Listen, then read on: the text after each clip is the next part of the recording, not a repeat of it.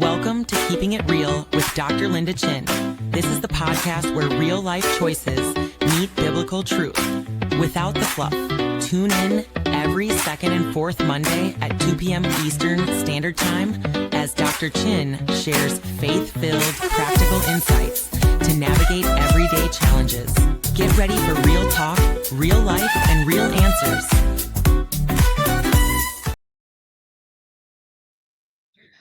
Good afternoon, good afternoon, good afternoon. Welcome to another episode of Keeping It Real with Dr. Linda Chinn. I'm Audrey Bell Kearney, producer of the show. We got a good series, not just a show. We got an entire series on technology. Dr. Chinn is going to be covering it, which is exciting for me. If you guys don't know by now, I'm the tech junkie over here. So I'm always, as a matter of fact, I'm teaching a 5-day challenge starting tonight. And today is my mom's birthday. So, this is always a tough day for me because she's no longer with me, but I always want to acknowledge her and all that I do. But anyway, Dr. Chinn has a great guest today. Her name is Shana Ham, and she's going to be talking about STEM. And for those of you who don't know, STEM stands for Science, Technology, Engineering, and Mathematics. And they added an A in there because they felt like they needed to add in the arts. So you got STEM and you got STEAM. And the A in there is for arts. So we're happy to have Shana on the show today. Dr. Chinn is going to be talking to her about, I guess, where we're going with this and why STEM so important to our youth. And right now, I got to tell y'all one quick story, and I'm going to bring them up. I have a 6-year-old granddaughter. And I am developing her a platform called Carter Can. Her name is Carter. And I'm developing her a platform called Carter Can. And it's an educational platform, interactive educational platform. So she called me yesterday. She calls me Gia. She said, now she's 6 and she already knows the kids know how to use technology. She says, Gia, uh, are you finished my thing yet? And I said, not yet. I'm not finished yet. But Gia's working on it. She's going to be finished. It have a lot of moving parts to it. But I shared that to say STEM is really important, and it's especially important for our youth coming up. So I'm going to stop talking. I'm going to bring up Dr. Chinn and Shana, and they're going to be talking to you more about STEM. And this is going to be a powerful series. So make sure that you subscribe to the show so you don't forget right now. All right? Okay. Welcome to the stage, ladies. Good afternoon. Good afternoon. Good afternoon. Thank you, Audrey. I love how she comes on with such energy and such light and such enlightenment. And she's just a wonderful friend. And actually, keep following us because we've got something special coming from Audrey as well. And we thank God for Dr. Shanahan. And she's so humble that she has people don't realize she's a doctor. And we're going to talk today, about what she does and how she encourages. And I'm going to give her a challenge today. I didn't let her know earlier, but I'm going to give her a challenge today. So welcome to the show, Shanna, and thank you, Audrey. Let me tell you what I know about Shanna. So I've known her over 10 years. Shanna and I have studied scripture together, just one-on-one. Shanna and I have prayed together and for one another. We have encouraged each other. We have laughed together. We have cried together. And she's just a beautiful, beautiful person. And I've known that she's had her PhD in biology. Correct, Shanna? It's biology. You're a biologist? Yes. And this is why I wanted to call I Am STEM, because we know many Black women in the sciences and in technology, but we don't bring them forth. And I want Shanna to come on, and I'm going to ask some questions, and then we're also going to let the Holy Spirit lead because this is a faith-based show. So, Dr. Shanahan, if you would, tell us a little bit about yourself. Okay. So, I am a scientist. I got my bachelor's degree in biology at Tennessee State University.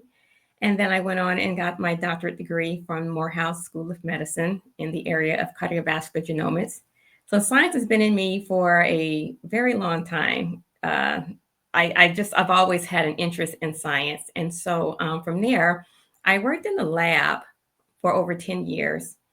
And while doing that, I decided that I wanted to actually move from the lab, which is behind the scenes, which we call the bench side, to take it to more of the bedside, taking it to humans and being able to see the things that we do that nobody sees and how we can help cure a lot of these diseases that we are seeing today. And so that has been my goal and my passion and my journey throughout this whole process is really just to find cures to help people be able to live longer and to be cured from a lot of these deadly disease. Awesome. Awesome. I love it. I love it. And she has such humility. She walks in humility. She is more concerned about the work and the study and the growth and the progression than she is about a title. And she's been a teacher for a while. But I wanted to ask you, Dr. Ham, as a female scientist, what would you say have been some of your greatest challenges coming along? So some of the greatest challenges as a Black scientist, Black female in science, is not getting the respect Mm. from your counterparts. As we know, research is a male dominating field. And so it's hard for women out there to break into the science. And it's even harder when you are Black. Black scientists represent less than 10%. And when you think about STEM, it's even lower than that. And so just trying to get out there and to be valued for the work that you do, to be known amongst your colleagues and your counterparts as someone that has the knowledge and the experience in science and not be considered isolated from everyone else. Those are some of the challenges that we face. And then, of course, having to work even harder to be able to prove that you deserve to be here, that you are a scientist. We have to work twice as hard as our counterparts, and being a minority of the minority is even harder. So those are some of the challenges that I'm hoping that we'll be able to resolve in the future for Blacks. So, do you get a different level of respect and acceptance from Caucasian or Hispanic or Indian or other ethnic women in sciences than you do the males? For the most part, yes. For one thing, yes. But when it's for women scientists, we do tend to sit behind each other because we know that it is tough being able to prove ourselves. But then when you think about being Black in the science, it's not enough of you. We don't see each other like that because we don't get into the science. So it's even more difficult. And even though you feel accepted by the women, there's still this gap where we're still below the minority. So you mentioned a term earlier, minority of minorities. Help our listening audience understand what you mean by minority of minorities. Okay, so when you think about minority of the minorities, we know that in the science era, Blacks are considered the minority. But as a female Black scientist, you are the minority of the minority. So again, science is a male dominating field. So with women coming into the science, we are considered minorities. But if you're Black and you're a woman coming into the science, you are a minority of the minority. So that's how I like to state that. I am in my 60s, and I remember when I was growing up how my parents used to say things like, when you're Black, you have to work twice as hard. You have to do this and so. And here I am, and we're still there, right? Here we are, and we're still talking about this. And this is not a show about racism or being biased or anything like that. But I say that to say, whoever says there's no such thing as systemic racism must be of another persuasion where they've never lived it, never had to fight through it and fight for it, right? And so coming up as you were growing up, that was something on the side for anybody who has a problem. I'm sorry, but the truth is true. But when you were coming up as a child, did your parents recognize that you were interested in the sciences? They did. So my mom loved science. And so she used to have these books for me and my sister, encyclopedias, where we learned a lot about the human body, the function of the human body, which we both were so fascinated with. And I remember when I was little, I told my mom, I want to be a doctor or a cashier. And she didn't understand how does that match? And I said, because the doctors, they make money and the cashiers make money. And she said, the cashiers don't own that money. That's not theirs. So as I got older, maybe going into middle school, I said, okay, I want to be a doctor. And that stemmed from because I used to watch the Cosby Show. So Yeah. a lot of that was from, I saw that I wanted to be an OBGYN and I wanted to help people. Mhm. And my parents would tell me, well, you don't like school. So how are you going to manage?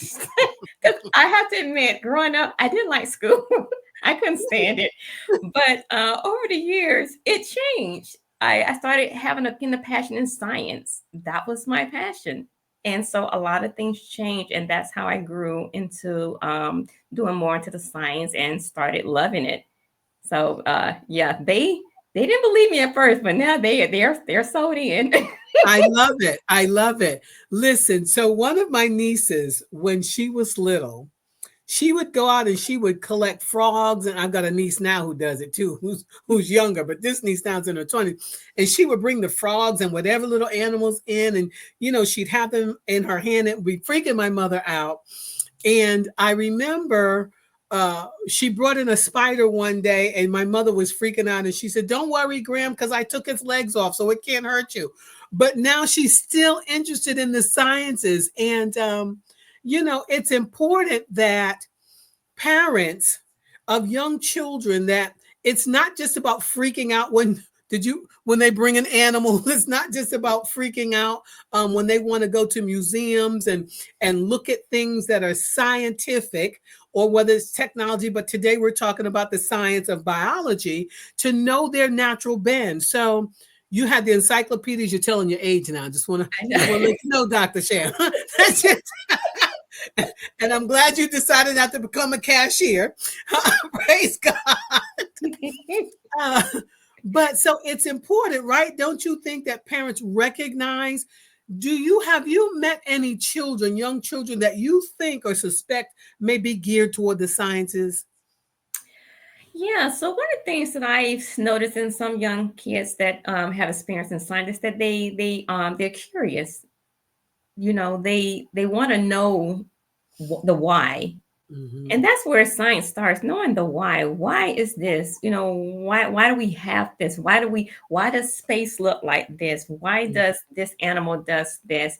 And so the curiosity is like the first step to knowing. And also, when the kids are not afraid to pick up all types of things, that's another sign that maybe they have no fear in this. So and the thing is, most kids, when you're starting out, from what I've seen, they love experiments. Just simple things that they would experiment with, things where you want to know what's in the water, what causes plants to grow, why do the color of leaves change in the fall. These are those things where builds a child's curiosity to want to know more. So I think that that's really the start of where the science begins. So I remember too, when for Christmas, sometimes you get those little chemistry sets. You remember those with the little microscope and all that? They were gifts, but no one showed us what to do with them. You know what I'm saying? They Yes. would give them to them because that was a popular thing, but no one said, well, this is what you do with the microscope, and this is what you do with this whatever blob was ever in there. And there weren't many instructions anyway. So how would you coach a parent who's afraid of science and doesn't feel equipped to raise a child who is interested in the sciences? I guess I would start by just understanding exactly what these questions that most kids have about science. A lot of time it's just when you give them something, and I'm speaking as examples with my nieces and nephews. When they were little, we would give them these experiments. I remember my oldest niece, who's just now going to medical school, we gave her this biology set, and she didn't really know much to do with it. So we kind of want to see what is she going to do with these little tubes and this chemistry whole pack. And so we watched her, and she was trying to figure things out and just like to mix things together. And even though some of the experiments came out wrong, just the fact that she was intrigued to just want to mix things together and to learn from there. And as time go, we would kind of, me and my sister and mom, we would kind of like show her, this is how you do this. This makes this. And so they began to learn how to use these different science technologies and want to do more.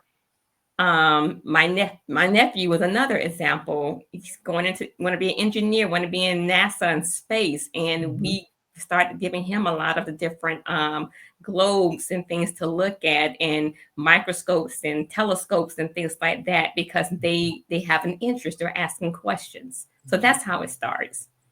Beautiful, beautiful. So when you were coming up, did you have a mentor?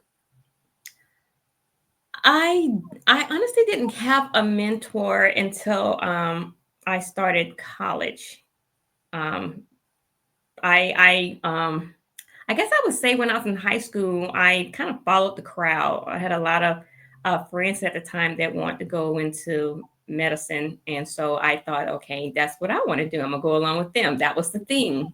That's all we saw at career day. We saw doctors and firemen. I never saw scientists.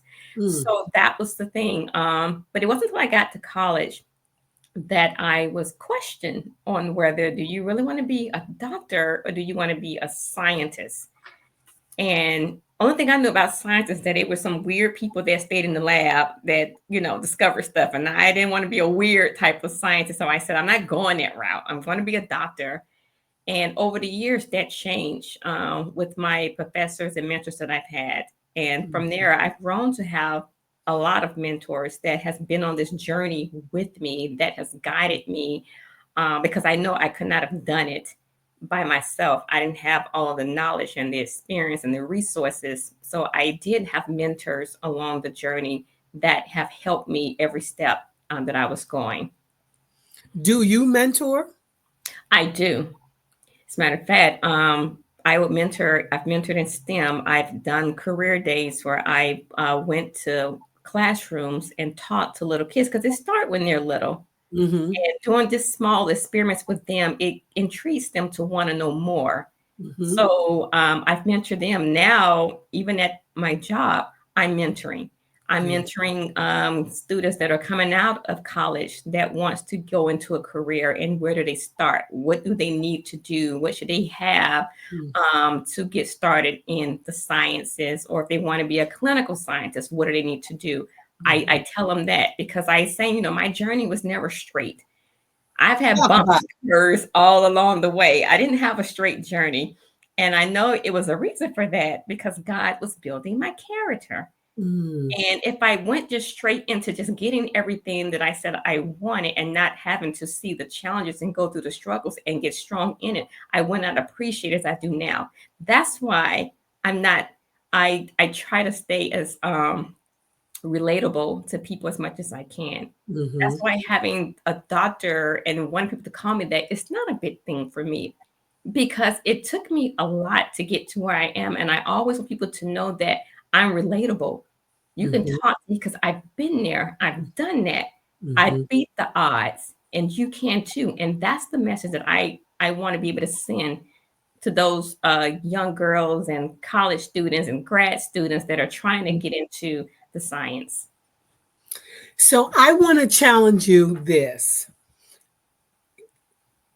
Use the title. You're relatable anyway. That's your nature. And I say that to permit us to call you Dr. Shanahan. One, because you earned it. Two, because yes, you have beat the odds. But the third thing is, oftentimes it builds a curiosity where people ask you, well, what kind of doctor are you? And as you're asked that question, you can begin to share. Who knows what other little mentees, so I'm going to make you work harder, right? With other little mentees and proteges you'll have come along who know already that you're relatable and didn't know that that's what you did. Didn't know that those are the kind of challenges that you face. The other thing is, and I thought about it, there's this one group, it's a ministry and I don't know if she's listening or will listen to the broadcast, but Minister Shantina Knox has a Treasure Our Daughters ministry where she mentors young girls, right? Brings other people and professionals in to help them to learn and to guide them along the way. And I think you could be useful and helpful even to help young girls decide, is this really what I want to do? Right? Yeah. So another thing that I was thinking about it and wanted to ask you is, um, what advice would you give parents whose daughters wish to enter the sciences but have been discouraged, have discouragement one after the other after the other? What would you say to encourage them again, to breathe life into them? Keep going. Keep going. Because it is tough. You're going to face challenges. You're going to face rejections. You're going to face people saying, this is not for you. You're Mm-hmm. not smart enough.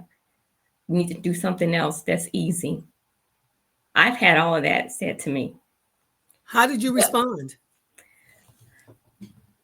to be transparent, it bothered me because there are times where I started to question, is this for me, when it got hard? Mm-hmm. But then I was reminded of, look at how far you come. Mm-hmm. You've had to go through these rejections, not so much as to prove to other people you can do it, but to prove to yourself that Mm-hmm. you could do it. And that was the lesson I had to learn throughout my whole journey, is that I have to be strong and prove to myself, you got this, whether anyone else believes you or not. God already knows I got it, but Mm-hmm. I needed to believe that I have it. So when I speak to these young girls, I tell them, you can be what you want to be. Don't let someone say that you can. They don't know your journey. They don't know your story. You know your story. God knows your story. Mm-hmm. So if this is what you want, you keep going. If you fall down, you get back up, because that's a Mm-hmm. part, but you don't give up. And that's what keeps me going every day, is knowing that I'm not giving up no matter how hard it gets. Yes, I fight, I failed. I've fallen down, Mm-hmm. but I'm able to say I got back up. Yeah. I got back up and I'm going to keep going. And that's what I would say to them. Don't give up. Don't stop. Listen, Joy Smith says this is great. New books and teaching things are being taken away. The youth need someone to teach them. It will open their world. Now that gave me chills, right? It will open their whole world past what they see, and past, and it also opens a world of how to relate to other people. Because you're in the sciences, you have audiences sit at the feet, and other people sit at your feet who don't look like you, don't sound like you. And it opens up a world of how to relate to other people other than just ourselves. You understand what I'm saying? Yeah. So, did you have to learn differently how to navigate with different people? How did you learn how to do that? Well, I think the first thing I had to realize is that I may be the only one of my kind. Uh-huh. And and I had a mentor to tell me that. He said, you need to get used to the fact that you may not have anyone look like you. And so, and he was right. I haven't had one to look like me in the areas I was going in. But I said I wanted to have a voice and I Yes. wanted to be heard. And so I accepted the fact that I'm a scientist and I'm here to be heard. And Yes. it's not about color, but it's about making a difference and making a mark in the science era. And that's what I set out to do. And now people are starting to hear me, Mhm. not because I speak loud, but because my work and my passion is what is driving doors to open up that could never have been opened if I sat back and did nothing. And said So, me. yeah. So I suspect that doors are going to begin to open for you in different areas, and that you're going to be getting invitations to speak here and to go there and to do this, that, and the other. And as you stated early in the conversation, you had to deal with the rejection and other disappointments because God was building your character. And I believe that when your character is built and being built, that opens doors for us as well, right? They say that whatever can get you there, but it's your character that, the BS word will get you places, but it's the character that will keep you. I'm excited about your journey. I'm excited about the young Black girls, Hispanic, whoever, whatever the ethnicities are, that you can and will influence. And I want to ask you this, because I heard such passion in your voice when you said it. Why is it important that you have a voice? Did something happen or not happen where you knew that having a voice is important? So it was during the time that I was trying to make a decision if I wanted to go back and get my doctorate degree in science. And I had a mentor, female Caucasian mentor. She's actually turned to be one of my best mentors. She told me that because I was debating on getting my doctorate degree, and she said that if you ever want to have a voice in the science, you need to get this degree. Mm. And so that was really the reason why I decided to move forward and get the degree. And it's funny how when you get the degree, you think, okay, I have a voice now. Yeah. But no, not always. I hear you. That doesn't really mean you have a voice. It's what you do with that degree. It's the confidence that builds in. And sometimes people hide behind that degree thinking that that's just what's going to give me the voice. And it's more to it than that. Yes. It's about having a passion. It's about knowing your purpose. That purpose, if you have that, knowing that purpose, and it took me a long time to find out what that purpose was. And by having that pretty much has given me the voice, because now I know why I'm here. I'm not here to get accolades because I got the degree and I'm the doctor now. I'm here because I want to make a difference in the science. I want that science to be able to reach not just one class, one population, but all, because we all need to be a part of that. And so that's the voice that I carry in everything. They know my passion before they know anything else. Oh my God, that's powerful. That's powerful. So tell us your specialty again. So my specialty is working in cancer research. So I'm a clinical scientist. I work on clinical trial studies for cancer patients, particularly breast cancer, in hopes of finding a cure, not just a treatment of symptoms, but a cure for the disease. So that's my motivation. That's my passion. And that's what I'm going to keep on going and doing.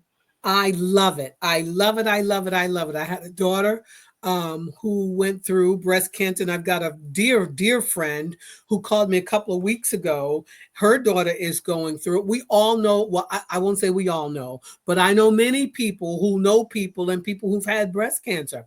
And so I love what you said. You're looking for the cure and not just something to treat the symptoms, because oftentimes, as you know, the thing that treats the symptoms have side effects that I've heard people say they wouldn't wish on their worst enemy.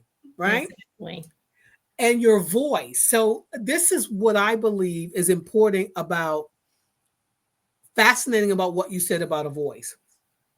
We wouldn't have to look at James Earl Jones. We could be in another room and hear him speak and recognize his voice, right? There are voices that we recognize whether we see the person or not. So it is my hope and my prayer and my encouragement that your voice speaks volumes all over the world because of the results of your research. The other thing I know about God is that he needs his people everywhere, right? He needs his people. Pulpits are nothing, right? The lab is your pulpit. Those children are your congregation. Your mentees are your congregation. And I love the fact that that's where your passion lies. And that's where your purpose is. And passion, by the way, is means like excruciating pain. When you're passionate about something, it almost pains you not to be able to do it, right? And so we're excited for you, and I want to know if you're available. I don't know what kind of information Audrey can put up, but do you have a website? Do you have a cause?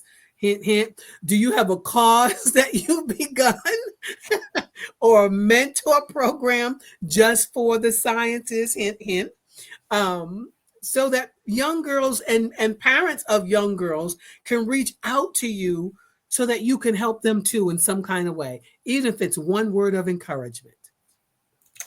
I don't have a site up yet, but I have had people reach out to me through LinkedIn, to my email. Even they've contacted me by phone. But that's something that I should be thinking about doing, having a site for that. But yeah, I would love to mentor young girls and teenagers and college students, because Yeah. that is my passion. And I want them all to be successful whenever they want to do. So, yes. Yeah, I'm gonna be praying that God give you a voice and a name to your cause, so that doors will open up even for the young girls Mhm. who don't have a place and have never heard the voice, never heard a voice that can support what they're feeling in their hearts, in their guts, and in their bellies. So be prepared. You know, when people pray, God, according to his will and purpose, he begins to move. And I tell people all the time that I don't have to seek the hand of God. If you seek his face and you seek his heart, his hand will move reflexively, as if that rubber mallet to the knee. You touch God's heart and his hand's going to automatically move in your favor, in your direction. Amen. Um, yeah. So, and then I know someone who can help you build a website. Who can help you build a website and get your logo? Girl, I know Yes, a guy. yes. I know that person too. Yes. Praise God. Praise God. So, Audrey, we want to bring you back on because I know she's chomping at the bit back there. I already know that this excites her, right? So, Audrey, what questions and thoughts came up in your mind while Shanna, Dr. Ham, and I were talking? The first question. This is a funny one. So when Shayna came on, I was like, "Hey, tell Mark I said hi." But then it hit me like, "What if it's not the same Ham?" That was the first question that came to my mind. I'm like, "What if it's not the same person?" I'm telling her to tell somebody hi. What if she's not Mark's wife? It was so crazy. I don't know what made me think about that after the fact. So that was the first thing. That was the first thing came to my mind. But the second thing came to my mind was the fact visibility. When you said that, it hit me like a ton of bricks because I'm just listening to your story. And when you said the part about being a cashier or the doctor, I thought that was hilarious. I'm over here Yeah. cracking up. But there are other young women out there who are looking for that, right? And I said to myself, man, she got to get visibility. And so when you look at what we're doing right now, this is visibility. Like this is streaming to doctor. Someone emailed me earlier today, Dr. Chinn. It's like, hey, can you send me the link for the show? And I was like, absolutely. So I shared that link with someone for this show. So when I think about that part, and yes, it could be a lot of work sometimes. Let me just start by saying that part. And I know a lot of times people can't find the time, but I feel like what you have is so important, It is. and the work that you're doing is so important. People got to know about it, especially people of color, because I constantly struggle. My mom had breast cancer twice, and the second time resulted in her getting a mastectomy on the left side, but there are so many things that we just don't know. And I got to tell you, this is funny. It's not funny, but it's funny. My husband works in pharmaceutical. We take so many supplements. I have no idea if anything works because we take so many because we everybody wants to be healthy. And I keep saying, man, somebody needs to create an app for that. And I decided I'm gonna create the app myself. But we just don't know what we don't know. So we want to be healthy. And I think the fact that you're doing the work and you're doing the study, I think people need to know about that. Like you need to document your journey to share that, not just with the youth, but to the people who want to know what can I do to not, get breast cancer? What should I be doing? So that was the first thing came to my mind, that the visibility and the fact that here we are in 2025 and it's still so hard to be taken seriously, Yeah. even when you're phenomenal. Yeah. Yeah. Even when you're phenomenal.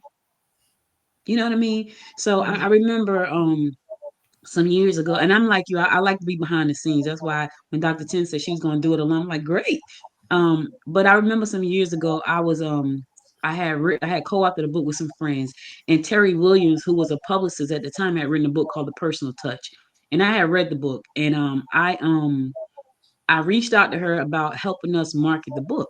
And she said, well, I don't know if you guys can afford me, which we couldn't because at that time she was like Michael Jackson's publicist and Janet and Eddie Murphy. We couldn't afford her. But she introduced us to another publicist. And when we went to go have our meeting with that publicist, she was like, what are you guys trying to do? So me trying to be in the back, she's like, Audrey, you can't be straddling the fence. You either gonna be on the inside or on the outside. Pick, but you gotta pick a side. I have struggled with that for years, Shayna. So I feel like you're doing great work and you have to create visibility. Now, I know a man that you know a man that can help you do that. Yeah. If it's the Yes. same man that I'm thinking about, he help you do that because um, we need that. We need people to see you. We need people to see you and see what you're doing. We need them to be in the lab with you, to be behind the scenes. And like you, I love science. Like that was my favorite subject in high school, math and science. But nobody told me to go to school to be a scientist or engineer, which I should have been. They told me to go be an accountant. And then I go there and flunk out like I hate this. Nobody told me that. So that's my those are my thoughts. So Yeah. I'm excited about this. I really, really am. That's why I said I have this feeling, Shannon, that doors are just getting ready to fly open. Yeah, So think about a name, pray about a name for your yeah, cause or for your mentor program. And I could be on the praying side and ProWeb firm, and that is owned by Mark Ham, everybody. Thank you. I see you, Elder Barbara Green. But it is important because it's almost like when the disciples went and said to the men, the master has need of you.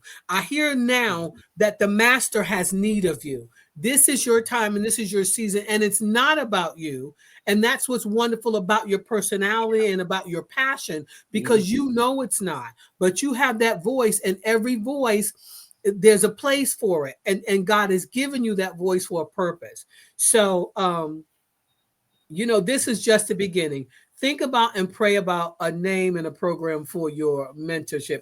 I see you chomping at the bit, Audrey. What's up? Dr. Chen, you said something so important, and I think this happens to a lot of people. You said it's not about you. And I think for a lot of amazing people and brilliant people, they don't show up because they don't want people to think it's about them. That was me for a long time. But let It me was tell you me. what that is. That's that's arrogance. That's how the Lord Mm, ministered to me. That's arrogance. And I kept saying, no, I don't want to do, and it's selfish. I don't want to do this and this because I want to be in the background. I kept hearing myself say I. And God made me realize how many self I said I, and it made me realize I was making it about me. Does that make sense what I'm mm, saying, Dr. Ham? mm-hmm. Yes, it does. So, do you have any thoughts? I'm going to share a little something before we end, but do you have any thoughts or anything that you want to share or talk about that I didn't ask or that Audrey didn't bring up? No, I think you guys brought up everything. Like I said, I want to tell my story because I think it is going to help other young kids, other young girls see that they're not alone in that. The testimony of I have a cousin that she was just like me, trying to get in and get her doctorate degree, and I struggled just trying to get into graduate school. Like I said, I went through a lot of rejections, and she started going to the same thing, but I had already had gotten my degree before her, and I kept telling her, "You got to keep going." Mm, And she would say, but I keep getting rejected. And I said, well, come back to me when you got rejected for the 8th time. Yeah, That's yeah, the yeah, time I got yeah, rejected. yeah. I said, so when she was in, I said, but you don't give up. You keep mm, going. And I'm so happy and honored to say that come June, she'll be walking down the aisle getting her doctorate degree. And because Hallelujah. she didn't give up. And so Oh, and that is I tell awesome. people, we all have stories to tell. We're all going to go through our own journeys. We're all going to go through rejections, humiliation, embarrassment. You're going to feel like you're embarrassed and humiliated. But the thing is, what I keep telling myself now, God was trying to get something to me. And so when I look back on the lessons I've learned, even with all of this, I thank him for it, because I couldn't be where I am now if it wasn't for God taking me through what I had to go through. So I don't take nothing for my journey. If I had to do all over again, I'll do it again. Beautiful. I'll do it again. Wow. Listen to somebody who's experiencing rejection. That's how Ruth ended up with Boaz. Let me just help somebody right there. That's how Ruth, y'all want a Boaz? She had to be rejected first. I hope y'all understand that. And she also had a Naomi, who was a mentor to her, was her mother-in-law. So catch something in this show today, right? Get you a Naomi and don't worry about the rejections, because God has something greater and more wonderful for you. And I'm excited too that on the next podcast, we have a Black female engineer and person in the C-suite in business. And so, and then we'll have a tech. After that, we've got a tech savvy person. I mean, she's a beast, and she can build and she shares, and that is the Audrey Bell Kearney. So stick with us, you all. We're here for a purpose on this podcast. I'm not here just because I wanted to start a podcast, but this is faith-based, and we've got to encourage one another and let people know that God has something for you to do. And there's a place for you. I don't care if you, as they call it, slay hair, and you want to come on the show and you want to talk about something that where we can hear from God and hear your journey and it will help somebody, reach out to us. And speaking of which, we have a class coming up, reaching out to us, speaking of that, coming up, and it's called Spiritual Truths to Biblical Truths of Spiritual Warfare. And this class, I've taught this class for over 9 years. And so I want you to go to our website and register for that class. And this is why I'm saying that. I've seen t-shirts, placards, desk thingamajiggies on people's walls that saying, be patient with me. God is not finished with me yet. But then I heard this in my gut too. The devil is patient and he's not through with you yet either. He's still trying to kill, steal, destroy families, purposes, right? If he could keep you feeling rejected. So that, as Shannon was saying, Dr. Ham was saying, I kept going. She encouraged her cousin, keep going. You have to know how to fight. And when you get weary, you have to have someone who will fight for you. And they can tell you, you go sit in the corner, you rest right now. I'll fight for you, right? Whichever way that is. So I want to thank Dr. Shanna for coming on. And I will call you Dr. Ham and Dr. Shanna because it is who you are. And I hope that some of you are listening and know someone who could use the encouragement that's in her. You can reach out to me in the meantime until she gets her website and her cause up, right? And her podcast, right? Produced by Audrey Bell Kearney. But so I want to thank you again. And I just want to say thank you. And Audrey, you can just take us out now, please, sis. All right. Listen, I hope you guys enjoyed that. Dr. Chinn has a series of great people coming down the pike. And this is so important because right now we're living in some strange times, right? Biblical times, but strange times for a lot of us because some of us don't read the Bible like that. So they're very strange. So let me just say that part. So that's why this is important because you need to know what you need to know. You need to know how to understand tech. You need to know how to understand biology. You need to know how to grow your food. Listen, my husband planted us a garden. I don't like dirt under my fingernails at all. But here's the thing: we don't know what's gonna happen. So we need to have some food growing. So he dug out a big old patch and we got a little garden back there. So you need to know all of these things. And I'm constantly learning. So I'm so grateful that Dr. Chinn has decided to do. She does great. She does a great show every 2 weeks, right? But when she starts speaking my real language, I get excited. And this is my real language. So thank you, Dr. Ham, for being here. I didn't even know you were a doctor. Your husband is just as humble as you are. He never said that. He said you did real estate. That's all I knew. So I'm so glad that you got on here and shared this because people need to see you. They need to hear your message and need your voice. So thank you for doing that. We gotta go. If you like this episode, be sure to subscribe to the channel and share it with 2 friends. It's free. Doesn't cost you a dime. Share it with 2 friends, all right? We'll be back in 2 weeks, same place, same time. So put it on your calendar so you never miss an episode. And if you want to support the show, go to LindaChinnMinistries.com. LindaChinnMinistries.com. LindaChinnMinistries.com. We'll be back in 2 weeks, so you guys stay safe out there. And until next time, my friends, until next time, make it a great day. Bye, everybody. Bye, Dr. Chinn. Bye, Peace. Sheena. Bye. Peace. You've been listening to Keeping It Real with Dr. Linda Chinn. If you enjoyed this episode, hit the like button and share it with a friend. Be sure to support the show by going to LindaChinnMinistries.com. Subscribe to the show so you never miss an episode, and tune in again in 2 weeks at 2 p.m. Eastern Standard Time. Until next time, keep the faith and keep it real.